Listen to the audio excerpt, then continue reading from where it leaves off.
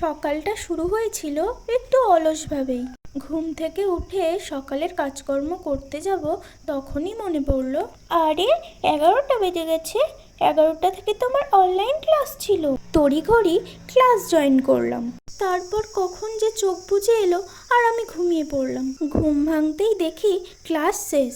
আবার class recording চালিয়ে বসে পড়লাম, যাতে না কিছু মিস হয়ে যায়। তারপর আমার খুব খিদে পেয়ে গেছিল, ওই কারণে আমি খেতে গেছিলাম। খেতে খেতে আমার একটা ফ্রেন্ড কল করেছিল, ওর সাথে কথা বলতে বলতে বাইরে চলে গেলাম। আর কথা বলতে বলতে কখন যে অনেকটা টাইম চলে গেল আমি বুঝতেই পারলাম না।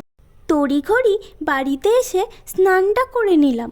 তারপর দুপুরের লাঞ্চ কমপ্লিট করে ঘরে গেলাম। আর বিছানায় শোয়া মাত্র কেন জানি না ঘুম চলে এলো। তারপর বিকেল হতেই মা আমাকে ডাকতে এলো আর আমার ঘুম ভেঙে গেল। তারপর রাস্তায় একটু হাঁটতে বের হলাম।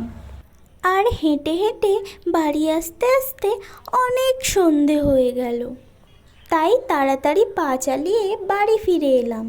তারপর কিছু কাজ ছিল যেগুলো কমপ্লিট করে রাতের ডিনারটা সেরে নিলাম।